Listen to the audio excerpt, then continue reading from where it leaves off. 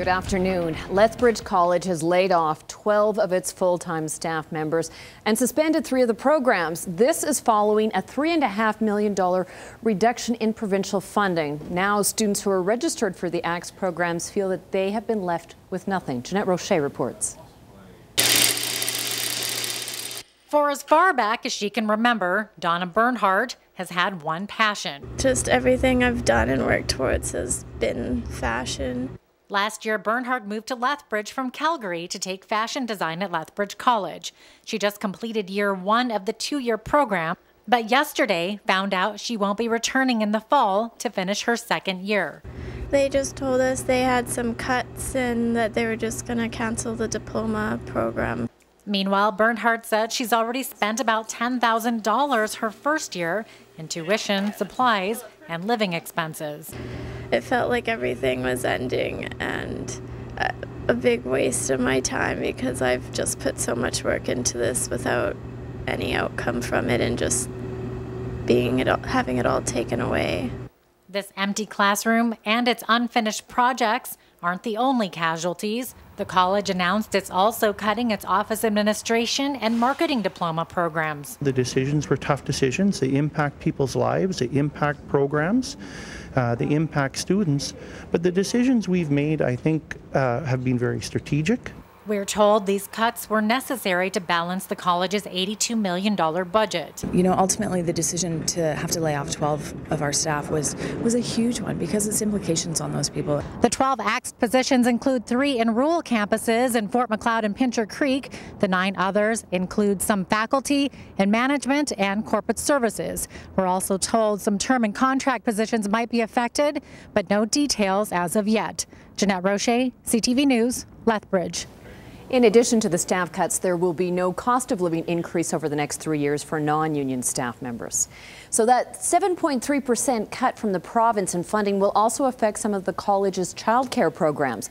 The Early Childhood Education Diploma and Education Assistant Certificate programs are both being changed to an online format. That means even the students who took their first year at the college will now have to complete the program online. This is students worried they won't get the practical experience they need, and the parent preschool program worried that they'll have to shut down. But the college says students will continue their practicum. And they're concerned, but the students from the online programming will still be available. And we are meeting with the parent preschool program in the very near future. My goal is to continue with the program, to look at different ways of not only continuing the program, but improving it.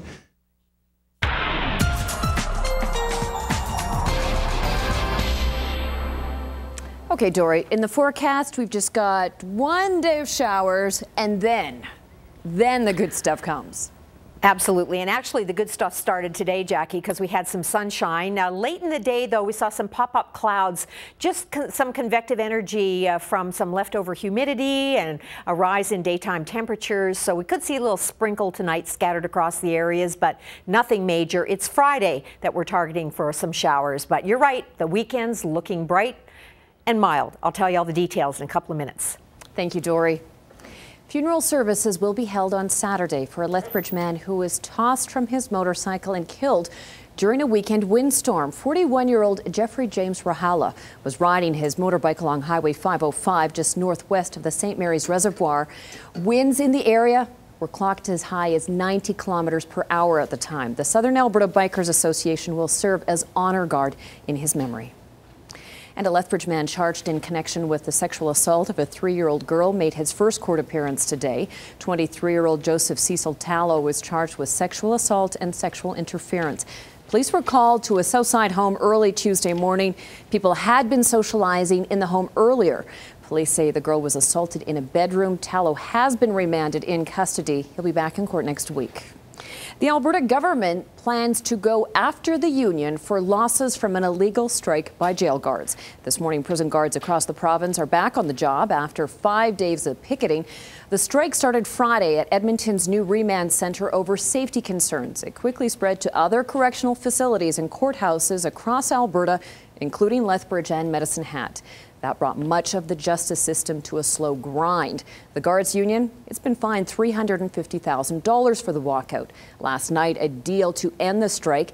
The province will review safety concerns at the prison, and it won't punish workers who walked off the job. I think the attention drawn to the issues of health and safety for correctional peace officers, especially at the new facility, was so important. Obviously, it wasn't important enough for the government to address beforehand, and those workers felt the need to go on the wildcat strike. Premier Alison Redford says the strike was illegal and cost the province over $1 million a day to bring in police and others to help out. And she says that taxpayers should not be on the hook for that. Now, on the topic of safety concerns, most of us know it's the law to slow down when you're driving and you see a police car or ambulance pulled over on the side of the road. But did you know that also applies to tow trucks? East Kootenay Traffic Services are out on the highways enforcing the slow down, move over law. They've set up tow trucks and other service vehicles on the side of the road with amber lights flashing to see who follows the law and slows down to 70 kilometers per hour. Police are mostly issuing warnings saying this is an educational exercise. They say a lot of people getting pulled over don't even know the law exists. It's a law enacted in 2009 to protect emergency workers working on the highways. That includes police, fire, ambulance, and tow truck operators, BC Hydro, anybody with an amber light flashing on the roof of their vehicle. So with the police, it's understood that you should be using caution going by them. It seems to be something that people are missing, that they should be slowing down for the amber caution lights. RCMP say they came up with the idea after tow truck drivers and other service vehicle drivers came to them with concerns about their safety.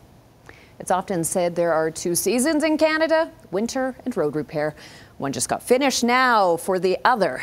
Expect minor delays between Lethbridge and Coaldale for the next few months. 6 intersections will be upgraded along Highway 3 and 27 kilometers of the road repaved. Speed will be reduced through the construction zone. The project is expected to cost roughly $8.8 million. It should be completed by the end of July. A new warning today about the avalanche hazard in the mountains. Parks Canada says the avalanche risk in Banff, Kootenay and Yoho National Parks is now moderate. Below normal temperatures in April have made the alpine snowpack unstable. Warmer spring temperatures expected this weekend, though, will increase the risk of snowslides. One of the newest businesses in Colehurst has reopened only hours after the owners were forced to close because their temporary business license had expired. The Colehurst grocery store was turning away customers this morning, but a town spokesman says it was all a misunderstanding or a miscommunication. Terry Vogt reports. The Colehurst grocery store opened in March, one of only a handful of storefront businesses in the town of 2,500. It's a short drive to Lethbridge, but for town residents like Jennifer Mowens, it's been a welcome addition. It's very convenient having a little grocery store like this in a small town like this. But it wasn't so convenient this morning. Mowens and other potential customers found the store closed. The owners say their temporary license had expired at midnight. Well, basically all day long we've been turning away people. By this afternoon, the misunderstanding had been resolved. The license was apparently waiting at the town office. Colehurst CAO says the grocery store is a welcome service, that there was never any doubt their license wouldn't be renewed. But the business owners say it's been a struggle from the very beginning. They did a survey here a couple of years, the town did.